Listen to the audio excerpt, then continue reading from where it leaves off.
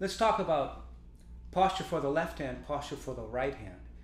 The left hand will apply to any type of guitar where you want to make sure that you have each joint of the hand as much as possible in the zero position.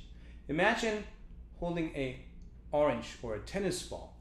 Every joint of the fingers, of the knuckles, will be slightly bent. That basically gives you the most motion in each direction, gives you the most strength and control. Try taking this posture and placing each finger on the same string, in this case on the E string, 5th fret, 6th fret with the middle finger, 7th with the 3rd finger, and the pinky goes on the 8th. Look how each knuckle is slightly bent. I want to relax the thumb. I don't want to do this. I want to keep it nice and relaxed, supportive.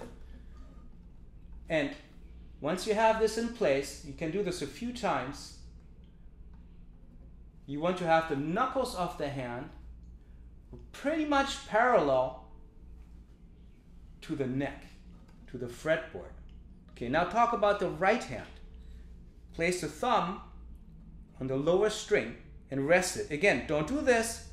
Keep it nice and relaxed. And put the index finger on the high E string. And what I'm going to do, I'm going to have to always watch that I'm putting the thumb a little bit in front of the fingers.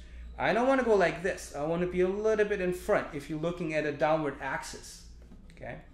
So let's do this. We're going to do a rest stroke. That means I strike that first string and I land the first finger on the next string, on the second, and it rests there. If I do the same thing with the middle finger.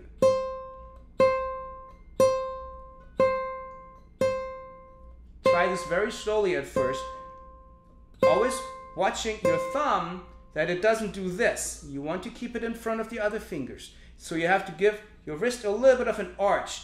This hand too. Think of holding an orange. Every knuckle is slightly bent. Once you have that going, do that a few times. And think of how do your shoulders feel. Are they relaxed or are you going, I'm tensing up because I'm focusing so hard? If that's the case, do the same thing slower. Make sure the finger lands on the next string, producing a nice, solid landing and a solid tone. Now, once you've got that, after maybe pausing the video, push play again, and then we're going to try to play one note at a time, taking each finger away only a slight little bit. So that looks like this. Thumb resting on the lower string, pushing it a little bit in front of the other fingers, and I'm going to go ready, go. And we're alternating on the right hand.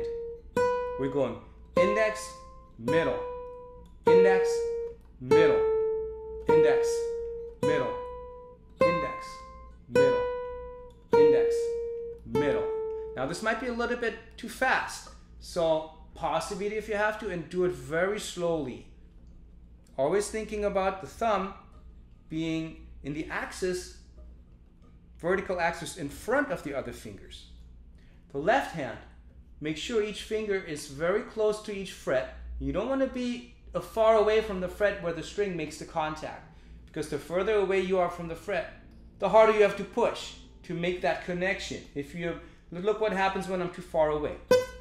Ooh, I have to push super hard to make that work. Basically, I'm pressing so hard that I'm pressing the notes slightly out of tune, slightly sharp, which is higher than where it should be. So the aim is to press as little as you have to, and to also take each finger away just a tiny little bit. Don't get in the habit of doing this. Oh, you see what happens to my arm, my elbow? Ooh, let's try that again. Ready? Go. Index on the right hand. Think of your shoulders relaxing.